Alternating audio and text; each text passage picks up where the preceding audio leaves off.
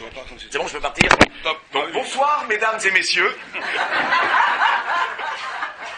Alors, je vais vous lire un verset que vous n'avez sûrement pas entendu.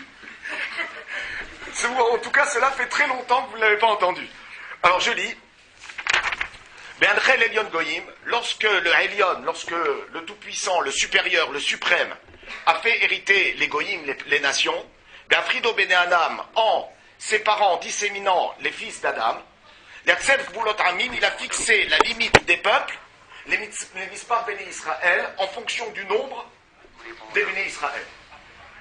Rashi explique qu'est-ce que ça veut dire Be'anchel Elyon Goyim. Be'anchel Elyon Goyim, Rashi dit, quand Hachem a fait hériter de leur part d'héritage, alors ici quel héritage? C'est un peu une punition. Ceux qu'il avait hérités, c'est-à-dire la génération du déluge, alors Rashi nous dit, il les a submergés et il les a noyés. Et Fitzam et Shitfam. Il les a noyés sous les eaux. Ensuite, Be'afrido Bene Adam, en séparant les fils de l'homme, de quoi il s'agit? C'est-à-dire lorsqu'il a disséminé, Rashi dit, lorsqu'il a disséminé la génération de la dispersion, lorsqu'il a disséminé le Dor Aflaga. Quel est ce Dor Aflaga? C'est quoi cette dissémination? Eh bien, c'est la génération de la tour de Babel, qui était arrivée avec une seule langue et qui est repartie avec 70 langues. Donc, là, il y a un deuxième moment, qui est le moment du Dor Aflaga, de la génération de la tour de Babel, c'est la génération de la séparation, de la dissémination, de l'éparpillement. Et il ne l'a pas fait d'une façon destructrice, c'est-à-dire il ne les a pas fait disparaître. Ce qu'il a fait, il a fixé les limites des peuples. Donc, ce qu'on avait pour la génération du déluge, qui était le fait d'être submergé, d'être noyé, pour ceux de la génération de la tour de Babel, ça a été une dispersion, mais la punition en soi, c'est quoi? C'est il a fixé la limite des peuples. Il a fixé la limite des peuples. On peut comprendre, il a fixé la limite des peuples puisqu'ils étaient venus avec une seule langue, alors il a donné des langues différentes. On peut dire que finalement, les langues définissent les peuples. Et donc à partir du moment où il y a une langue, eh bien, il y a un peuple qui est défini et qui est séparé de l'autre. Donc il a fixé la limite des peuples. On peut comprendre comme ça. Et ensuite, qu'est-ce que ça veut dire selon le nombre des fils d'Israël? Selon le nombre des fils d'Israël, alors Rashi dit, c'est selon le nombre des enfants d'Israël qui allaient être issus de Shem, c'est-à-dire de Adam, et le nombre des 70 âmes des enfants d'Israël qui sont descendus en Égypte, alors il a fixé les limites des peuples en 70 langues. Ça reste par contre un peu plus complexe. Donc il fixe le nombre des peuples, et donc de leur langue, donc du langage, un langage 1 qui est devenu un langage 70, en fonction du nombre des Juifs qui sont arrivés en Égypte, Shivim Nefesh, Yardo Mitzrayim. 70 âmes qui sont descendues en Égypte.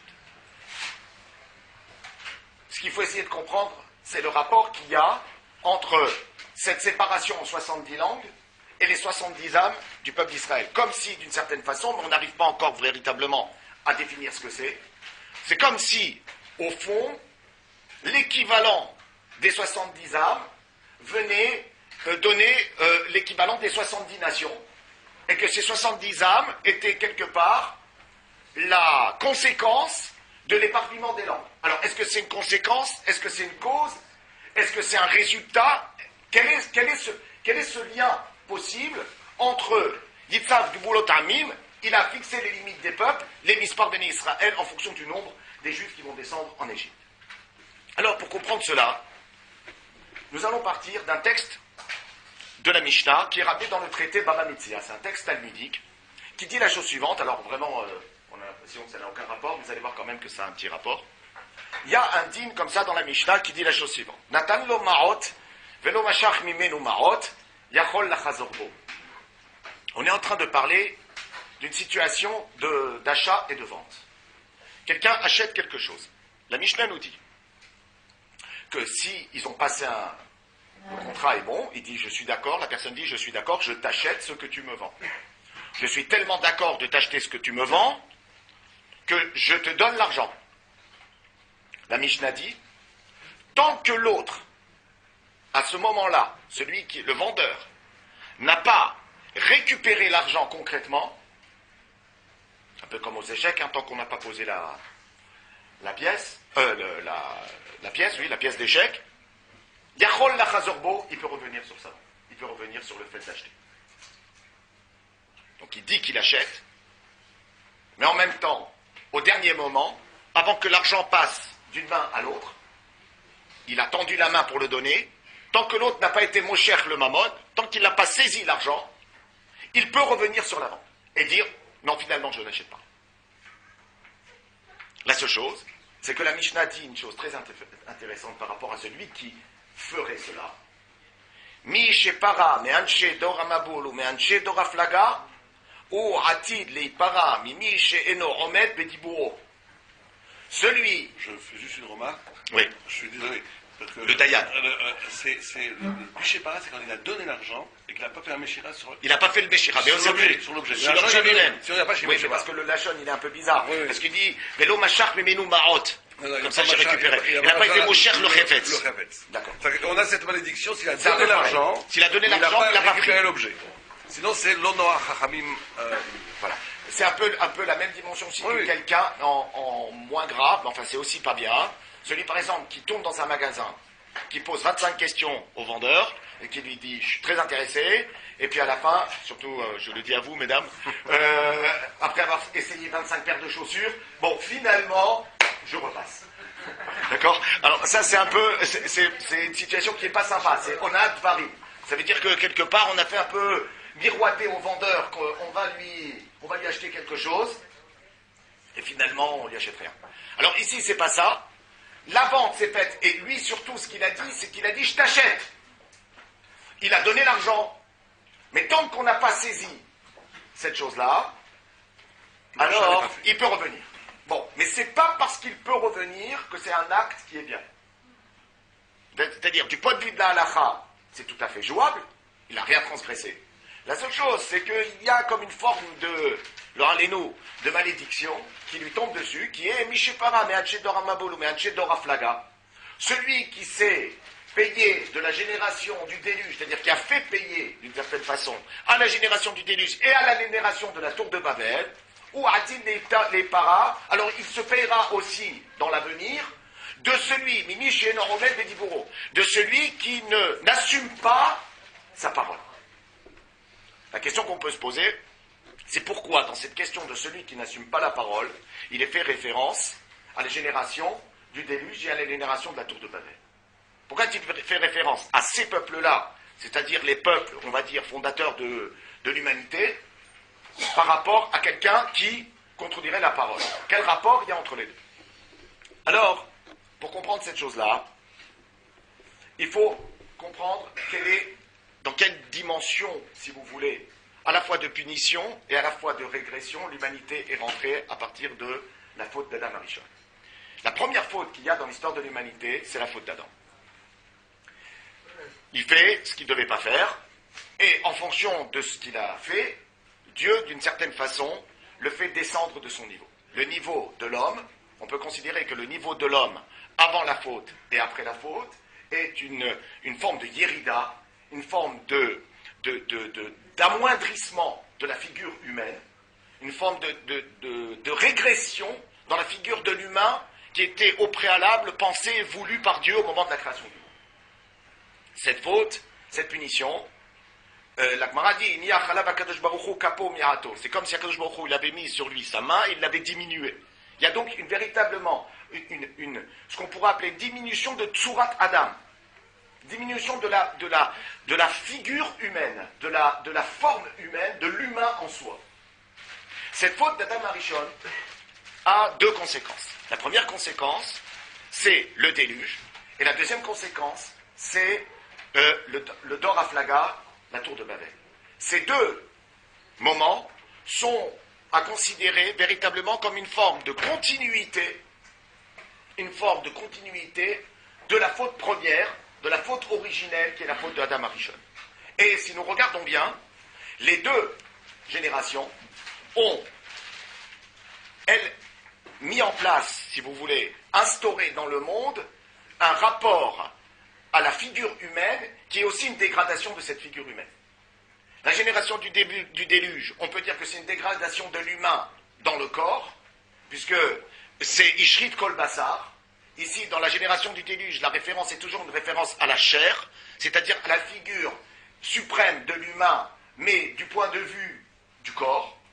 Et puis, dans le Doraflaga, c'est une espèce de dégradation du rapport que l'humanité entretenait avec le langage, et qui est elle aussi dégradée, puisque, d'une certaine façon, en voulant construire une tour, ils ont voulu essayer d'atteindre à l'essence même de l'être de Dieu, et se comparer à lui, et en même temps altérer, pervertir, disqualifier un certain type de rapport au monde, qui est le rapport que Dieu a normalement avec le monde et que eux ont voulu substituer. D'une certaine façon, la dégradation là-bas, c'est une dégradation de l'humain, mais non pas une dégradation de l'humain à partir du corps, mais une dégradation de l'humain à partir du langage. Et donc c'est la raison pour laquelle on part d'une génération, enfin d'un monde avec une langue unique, pour arriver à un monde où les langues sont disséminées. Et donc on perd de cette dimension de l'unité du langage. On va voir que cette unité du langage, ce n'était pas simplement le fait que tout le monde parlait la même langue. Il y avait dans le langage une certaine puissance qui était contenue en lui, qui n'a plus existé après. Je peux dire en 2 mots en quoi constituait cette puissance. C'est qu'avant la faute de la génération du déluge, on parle d'un langage qui définit les choses dans leur essence même. C'est-à-dire que nous avons un langage qui arrive à atteindre à la mahout de l'objet, de la réalité décrite, de la chose dite. Il y a une forme d'adéquation essentielle entre le signifiant et le signifié. Il n'y a pas de différence, il n'y a pas, si vous voulez, d'arbitraire dans le signe linguistique. Le signe linguistique, avant la faute du déluge, n'est pas arbitraire, il est entièrement motivé. C'est-à-dire que le mot dit l'essence de la chose. Après la faute du déluge, le signe devient immotivé. Il devient ce qu'on appelle aujourd'hui en linguistique l'arbitraire. Il y a ce qu'on appelle un arbitraire du signe. C'est-à-dire que le rapport qui lie, au fond, le mot et la chose est un rapport conventionnel qui n'est pas du tout motivé. Il n'y a aucun rapport entre le mot chaise et le sens profond, l'essence profonde de ce que représente une chaise. Le mot chaise ne dit pas la profondeur du mot chaise. Comme dit Bergson, c'est au fond une étiquette qu'on colle sur les choses. Les mots sont des étiquettes. Eh bien, peut-être que justement, ce qui s'est passé avant la faute de la génération du déluge et après la génération du déluge, c'est ce passage du signe motivé à un signe arbitraire. On est passé de la maout à quelque chose qui est complètement conventionnel et qui n'arrive plus à dire l'essentialité ni des êtres, ni des choses, et donc nous avons affaire à une dimension du langage comme étiquette sur la réalité du monde. Ça, c'est véritablement une restriction, une diminution de la dimension de l'homme, de la Tzurat Adam, exactement comme dans la faute de la génération du déluge. Comme c'est marqué, ce verset tellement connu, il est Adam le Nefesh Raya, l'homme fut âme vivante, et là-bas tout le monde connaît la fameuse traduction du Targum Onkelos, qui dit Ruach Memalela, un souffle qui parle, un souffle langagier. Ce qui veut dire que le langage est en soi la définition de l'homme dans son essence même. Qu'est-ce que l'homme? C'est quelque chose qui parle. C'est quelque chose qui s'exprime, qui articule un langage sur la réalité qui l'entoure. Si nous passons du signe motivé à un signe arbitraire, forcément nous avons là une réduction de cette dimension humaine dans la relation au langage. Alors maintenant, peut-être qu'on comprend la raison pour laquelle la Mishnah a dit que celui qui, en affirmant d'abord qu'il va acheter et à la fin, finalement, n'achète pas, a d'une certaine façon touché à une certaine puissance, pas une certaine, à la puissance du langage en soi. Il n'est pas Omed Bedibouro. C'est-à-dire quoi qu'il n'est pas Omed Bedibouro? Ça veut dire qu'il ne se, au sens littéral, il ne se tient pas dans sa parole. Ça veut dire que sa parole n'a pas de tenue.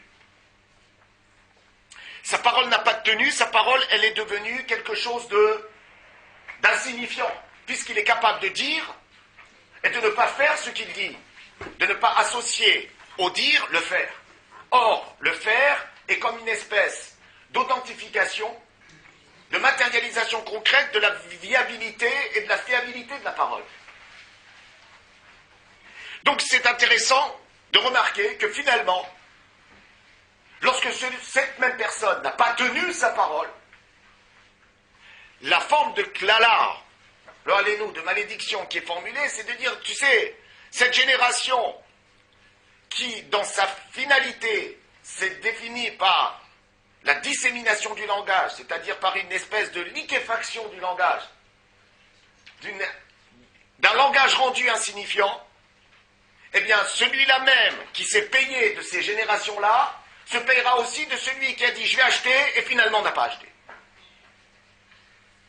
Et donc on aurait pu parler, ça n'a pas manqué dans l'histoire que Dieu ait plus ou moins puni des civilisations ou des peuples. L'idée que là, ici, dans quelqu'un qui aurait corrompu le langage en n'assumant pas ce qu'il dit, on renvoie cela à la génération du déluge et à la génération de Babel, c'est justement parce que c'est cette génération-là, ce sont ce moment-là dans l'histoire de l'humanité qui a scellé une forme de dégradation et de perversion du langage. Donc celui qui dégrade ce langage en n'assumant pas ce qu'il dit, forcément, on lui fait payer comme ceux qui ont eux aussi dégradé le langage. Alors, est-ce que c'est clair ça? Bon. Alors, ce qu'il faut comprendre aussi, c'est que la personne qui ne tient pas sa parole, c'est-à-dire qui ne donne pas consistance aux mots, en disant, mais en ne continuant pas dans l'acte concret ce qui a été dit, c'est-à-dire, finalement, en parlant pour rien dire, au sens propre. Ici, ce n'est pas simplement une perversion du langage au sens où, par exemple, le lachonara, ou bien la médisance, ou bien la letzanout, l'ironie, le sarcasme, ou bien le nivoulpé, la grossièreté dans le langage, atteint le langage. Si vous voulez, le lachonara, la letzanout, la nivoulpé, ça atteint le langage dans son utilité, dans ce qu'on en fait. Mais c'est-à-dire qu'en fond, ce qui n'est pas bon dans le lachonara ou le nivoulpé, c'est une mauvaise utilisation de la parole. Mais ça ne veut pas dire que cette parole, elle n'a pas d'efficience. Elle en a une. La preuve, c'est qu'avec le lachonara, on peut détruire des mots. En disant et en ne faisant pas ce que je dis, c'est-à-dire en n'assumant pas la cohérence de mes propos, au fond, je touche le langage dans son essence même. Je dirais dans sa chair. C'est-à-dire que c'est le langage en tant que tel, le langage en soi, qui est véritablement corrompu. Et pas une de ses attributions ou une de ses possibilités à faire quelque chose. Oui. Donc celui qui n'est pas Homed Betibourou, il a, si vous voulez, une puissance d'atteinte sur la lettre même, l'essence même du langage, qui n'est pas la même que celui qui, par exemple, dirait des grossièretés ou ferait de la médisance. Parce que là, il touche ce pourquoi le langage est fait, c'est-à-dire, d'une certaine façon, faire tenir la réalité du monde. Faire tenir la réalité du monde. Parler, c'est faire exister le monde, d'une certaine façon. La parole est en soi, contient en soi une puissance de kioum, ce qui fait maintenir le monde. Lorsque je ne fais pas ce que je dis, ça veut dire que je tiens des paroles vides. Alors maintenant, on pourrait expliquer la chose suivante. Lorsqu'il a séparé le peuple en 70 langues, et que cette séparation-là, on la met en référence avec le nombre des Shivrim Nefesh, des 70 âmes qui sont descendues en Égypte, et qui sont, d'une certaine façon, la matrice, le noyau dur de ce que va être ensuite le peuple d'Israël, c'est-à-dire que c'est ici véritablement qu'il s'origine en tant que peuple. Le livre de Shemot, au début du livre de Shemot, cette apparition des 70 âmes qui sont descendues en Égypte inaugure d'une certaine façon le commencement d'Israël dans sa dimension de peuple, et non pas dans sa dimension d'individu séparé. On pourrait dire que Bereshit est le livre des individus, Shemot est le livre du peuple d'Israël. C'est l'acte de naissance d'Israël, c'est le livre de l'Exode. Et donc ce livre de l'Exode, dans son acte de naissance, les Shivim Nefesh du départ, c'est vraiment l'acte de naissance. Donc lorsque l'on dit, on pourrait expliquer comme ça, lorsque l'on dit que la limite des peuples a été élaborée en fonction du nombre des Juifs qui sont descendus en Égypte, c'est-à-dire d'un nouveau peuple qui va naître, qui est déjà là depuis Shem, comme le déluge précédait déjà la génération de Babel, eh bien, ça voudrait peut-être dire que ce peuple-là, à l'intérieur de l'universel, et qui définit d'ailleurs l'universel dans sa spécificité, dans sa séparation, puisque l'universel en soi, c'est quoi? C'est l'humanité, mais l'humanité est faite de langues, est faite de peuples, est faite de distinction, de séparation, de spécificité nationale. Eh bien, peut-être qu'Israël est là justement pour redonner, pour restaurer la parole dans son essence. Si il y a une relation entre cette séparation en 70 nations par rapport au nombre d'Israël, cette génération de Babel qui a corrompu le langage, alors si cette génération-là qui s'est séparée en peuples et donc en langues différentes est mise en relation avec les 70 âmes, d'après Rachi, c'est Rachi qui explique comme ça, avec les 70 âmes qui sont descendues en Égypte, c'est un peu comme si, d'une certaine façon, ces 70 âmes qui vont donner naissance au peuple d'Israël sont celles qui vont tenter, dans leur destin, dans leur horizon d'être, dans leur devenir, cette restauration d'une parole qui a retrouvé sa valeur essentielle, sa valeur de départ, c'est-à-dire une quête vers le signe motivé. D'ailleurs, on sait bien que le Lachon HaKodesh a pour spécificité par rapport aux autres langues d'être une langue qui a gardé sa relation avec la Mahout. C'est-à-dire, le Maharal explique cela en long, en large et en travers dans beaucoup de textes. La Mahout, j'ai dit tout à l'heure, c'est l'essence, le fondement, l'essence, l'être essentiel de la chose. Eh bien, le Maharal dit que la Lachon HaKodesh se distingue, la langue sainte, se distingue des autres langues parce que justement, elle dit de manière motivée la chose. Il n'y a pas de relation arbitraire entre le signifiant et le signifié. Le signe linguistique du Lachon HaKodesh est un signe qui dit à la fois, dans son dire, la mahout, l'essentiel, l'intériorité, l'essence de la chose. Et donc, les 70 âmes constituent une forme de réunification de la parole éparpillée, puisque ces 70-là forment un.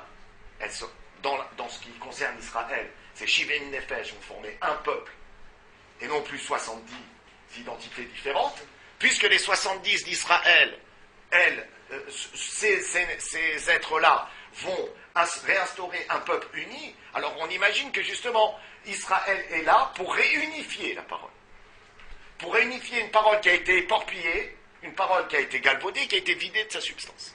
Et que le fondement même de l'être juif par rapport à sa relation à l'universel, c'est peut-être ce souci, cette volonté incessante de dire un langage vrai par rapport à un langage qui serait vidé de sa substance.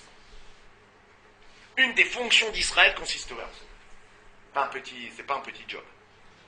C'est pas un petit job.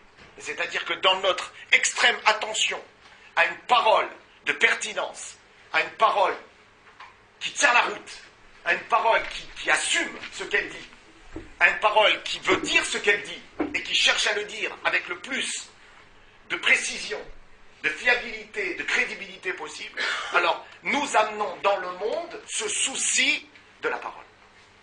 Ce souci d'un langage qui n'est pas galvaudé.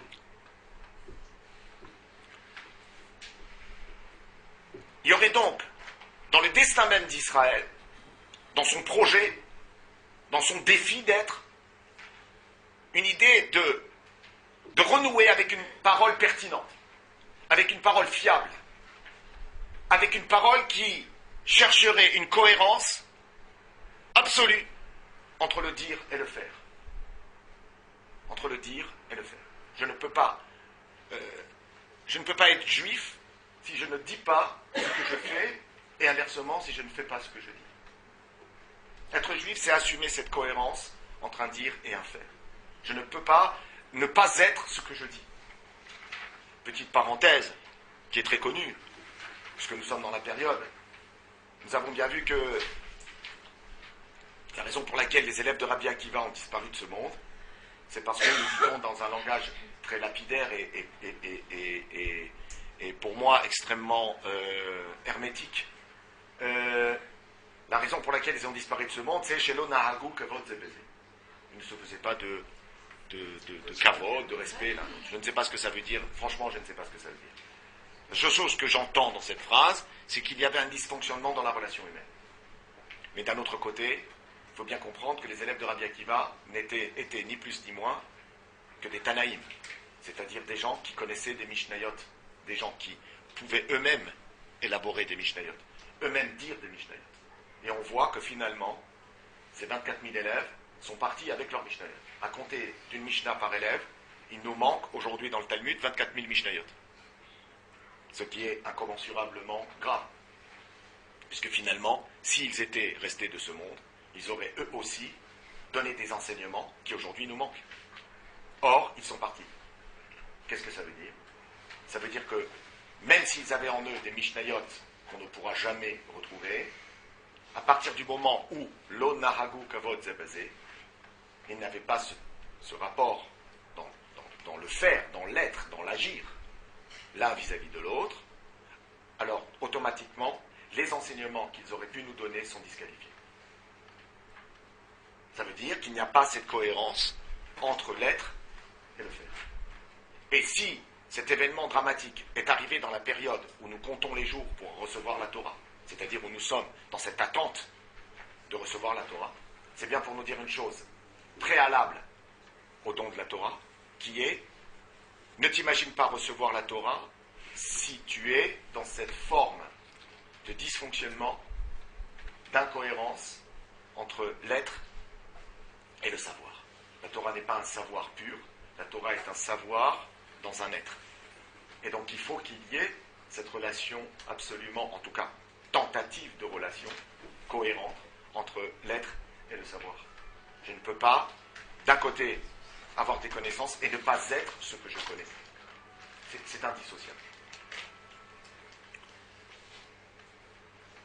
C'est d'ailleurs aussi toute la dimension de l'essence même de la Torah, qui se définit par une Torah qui est Torah Shebirtav, Torah écrite, et une Torah Shebe'alpeh, une Torah qui est sur la bouche, c'est-à-dire une Torah de la parole. La Torah, dans sa dimension fondamentale, est une Torah de la parole. Et le texte, d'ailleurs, qui est, je dirais, le disque dur de l'être juif, c'est le Talmud. Et ce Talmud pourrait s'appeler par un terme qui relève presque de l'oxymore, d'un livre oral. C'est-à-dire que la lettre ne peut pas rester figée, elle doit être dite, elle est gravée et dite. Elle est à la fois gravée et dite, et ce livre oral dit bien que tout est dans le langage. Tout est parole.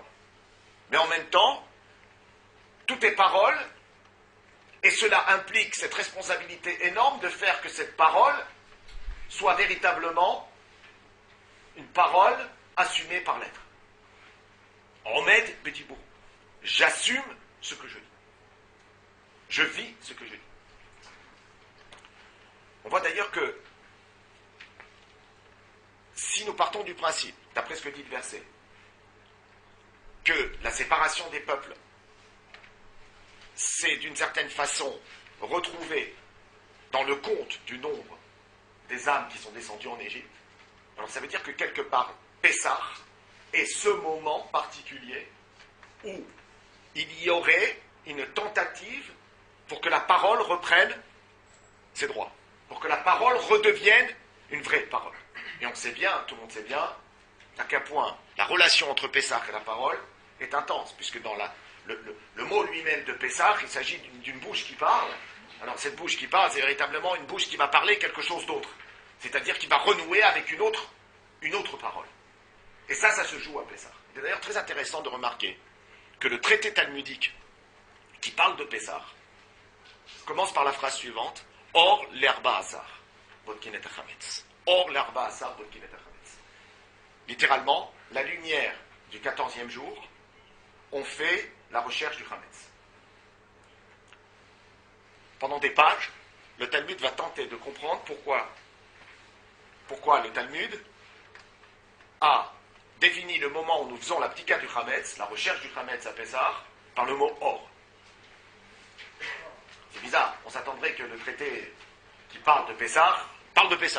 Or, en vérité, on voit que les 7 premières pages du traité Psachim ne parlent que de problèmes linguistiques. Et d'ailleurs, des problèmes linguistiques de toutes sortes. Sur la qualité du langage, sur la propreté du langage. Il y a un texte là-bas de Rabbi Yoshua ben Levi qui dit que quelqu'un qui est né au Lam, un homme, doit faire attention à avoir un langage châtié et propre. Et donc le texte va se poser la question suivante. Pourquoi le traité commence-t-il par le mot or? Lumière. Si on dit lumière du 14e jour, cela veut dire alors que nous faisons l'abdika du Hametz le jour du 14. Or, nous savons très bien que l'abdika du Hametz ne se fait pas le jour du 14, mais se fait dans la nuit qui précède le 14. Ça se passe à la nuit. Donc le traité talmudique commence par discuter pendant des pages pourquoi ça commence par le mot or, alors que normalement on aurait dû avoir Leil, l'herba assar, la nuit du 14. Alors, on va réfléchir, on va chercher dans des endroits un peu partout, où est-ce que le mot or peut être ramené à l'idée de nuit, c'est-à-dire à quels endroits on pourrait dire que le mot jour veut dire nuit. Et est-ce que c'est son sens fondamental? Bon, alors, effectivement, il y a plusieurs réponses. Or peut vouloir dire la nuit. Dans certains textes, on voit des références où par antithèse, nous disons, ou par euphémisme, nous disons la nuit, nous l'appelons le jour. Et puis Rachid dit tout de suite qu'en vérité, lorsque le mot or est relié à une date, or l'herba assar, alors ça veut dire tout de suite la veille. Le Rambam Maïmonide, sur son explication de la Mishnah de Psachim, là-bas ici, dit la chose suivante. Il dit le traité ne voulait pas commencer par le mot nuit, parce que la nuit c'est la négation de tout. La nuit, c'est quelque chose qui symbolise l'absence des absences. C'est quelque chose qui est l'absence au superlatif. C'est la valeur négative portée au point extrême. Donc commencer un traité du Talmud par cette référence à la nuit, c'est d'une certaine façon renvoyer à l'absence ou à une forme de confusion absolue dans laquelle plus rien ne peut avoir de réalité, plus rien n'est tangible, plus rien n'est visible. Or, tout le challenge, toute l'idée de Pessah, avec ce que nous avons étudié, et cette dimension des 70 âmes qui constituent le peuple juif, c'est justement de réinstaurer du sens. C'est de remettre en place quelque chose qui tient, quelque chose qui est consistant, quelque chose qui a une existence en soi. Si je commence par le mot nuit, alors je vais dire que finalement je démarre sur le contraire de tout ce que je veux démontrer. Or, ce qui m'intéresse, c'est de remettre dans le monde un langage qui clarifie le monde. Vous comprenez? L'idée que je vais reclarifier les choses, parce que je vais pouvoir les nommer, et je vais pouvoir les dire telles qu'elles sont et dans ce qu'elles représentent. Et non pas par des étiquettes, non pas par des mots approximatifs, des mots qui entretiennent la confusion par rapport à la réalité du monde. Et, d'ailleurs, si je pouvais d'une certaine façon, mais c'est une comparaison qui est trop facile, mais en même temps il faut quand même la faire, et je termine dans 2 minutes, en fait. C'est que si je devais faire une différence entre la finalité de l'étude et la finalité de la poésie dans les nations, puisque je pourrais dire que la poésie, c'est vraiment le lieu de cette recherche sur le langage. La poésie, c'est le lieu de la recherche sur le langage. C'est pour ça que c'est Chokhmah Alyona. Dans toutes les sciences humaines, la science des sciences, c'est la poésie. Il n'y a rien au-dessus de la poésie. La poésie, c'est l'art suprême. Donc, dans ce qui touche le langage, quelle est la différence entre l'étude et la poésie, à Mavdil? C'est que la poésie, ce qu'elle va poser d'une certaine façon, et d'ailleurs dans nos générations, depuis en tout cas un peu plus d'un siècle, c'est installer dans le langage la confusion du monde. C'est-à-dire que ce que va faire la poésie, c'est justement montrer à travers la polysémie les différentes possibilités d'un sens d'un mot et la richesse du sens d'un mot, montrer la confusion des choses qu'il y a dans le monde. C'est-à-dire que le monde n'est pas tel que vous le voyez. Mais en même temps, c'est pas qu'il n'est pas tel que vous le voyez parce qu'il cache une essence spirituelle derrière. Non, il n'est pas tel que vous le voyez, c'est-à-dire qu'il n'est pas cohérent. Et donc la poésie, au fond, cherche à redonner une vie à la vie en montrant que la cohérence que l'on croit voir n'est pas celle que l'on croit. Et donc le langage poétique va viser à nous faire voir le monde dans son incohérence. Et aussi en le transfigurant. L'idée, c'est l'idée de transfigurer. Transfigurer pour montrer la complexité du monde. Mais parce que le monde n'est pas tel qu'on le voit. Mais ce n'est pas au fond du fond chercher la cohérence du monde, mais montrer le disséminement du monde, l'éparpillement de l'être du monde.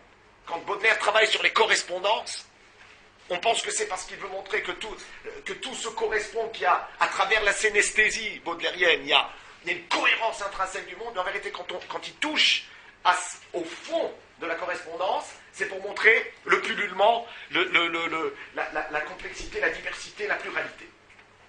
Par opposition, ce que recherche l'étude de la Torah, c'est ce qu'on pourrait définir par la phrase « Acha bema yaskinan ». Ici, de quoi parlons-nous? Lorsque le Talmud est confronté à une incohérence, il demande l'expression « Acha bema yaskinan ». Ici, de quoi nous occupons-nous? De quoi parlons-nous? Quel est le sujet? Il y a effectivement cohérence, mais tout le travail, mais tout le travail de l'étude consiste, avant tout, à essayer de rétablir cette cohérence. Mais non pas en disant que, non, en fait, vous avez mal vu, mais tout se tient. Non, non. Acha bema yaskinan, c'est-à-dire que les choses renvoient à ici et à un lieu particulier. Acha, ici, de quoi parlons-nous? Et donc, ce que tu croyais être incohérent n'est pas incohérent, parce que cet élément-là renvoie à cette situation, et cet élément-là renvoie à cette situation. Et donc, ce qui te paraît comme incohérent est fondamentalement cohérent. Donc, il y a dans la volonté de l'étude, et c'est peut-être ça alors là qu'on retrouve une des finalités d'Israël, c'est-à-dire de reposer le monde dans sa cohérence et de trouver un langage qui arrive à dire ce qu'est le monde dans sa cohérence. Au moment de Matan Torah, au moment du don de la Torah, il est écrit que, finalement, on s'est retrouvé dans un état qui était l'état d'Adam avant la faute. C'est-à-dire dans un état où, s'il n'y avait pas eu la faute du veau d'or, nous aurions pu, d'une certaine façon, atteindre à l'essence profonde de ce que veut dire la Torah. On aurait compris l'essentialité de la Torah, ce qui se trouve à l'intérieur même de cette Torah. La faute du veau d'or a fait que, finalement, on a dû revenir à une expérience, qu'on le veuille ou non, de la confusion et de l'opacité. Mais en même temps, cette expérience de la confusion et de l'opacité, c'est le défi d'Israël. Et si Dieu nous a distingués des nations, c'est justement parce que nous sommes à la recherche de cette clarification de l'opacité. Comme c'est marqué dans le Kiddush des fêtes, c'est marqué « Veromemanu Mikol Lachon ». Il nous a distingués Mikol Lachon. Ça veut dire quoi Mikol Lachon? Alors la traduction classique normale, cohérente, c'est « Il nous a distingués des autres nations ». Ouais. Donc il nous a distingués quelque part d'un universel, on va dire, lisse, logique. En vérité, Veromemanu Mikol Lachon, il nous a distingués de toute Lachon, de toute langue. C'est-à-dire que le Lachon, qui est notre Lachon, qui est le Lachon d'Israël, c'est un Lachon qui se distingue des autres Lachonotes. En quoi il se distingue des autres Lachonotes? Comme nous avons dit, par une clarification de ce que ça veut dire, par une tentative sans cesse renouvelée de renouer avec une relation motivée entre le signifiant et le signifié dans le signe lui-même, c'est-à-dire à une parole qui veuille dire ce qu'elle veut dire et qui assume ce qu'elle dit dans une forme de cohérence essentielle. Voilà.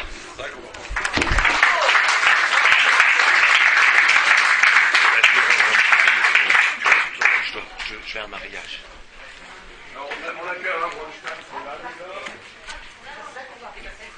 Oui, bien sûr. Oui. Il est à l'extérieur et il globalise le tout, je pense. Raphaël a peut-être une idée différente de la mienne, mais il synthétise tout ça et redonne cette unité qui était perdue au moment de la faute de Babel.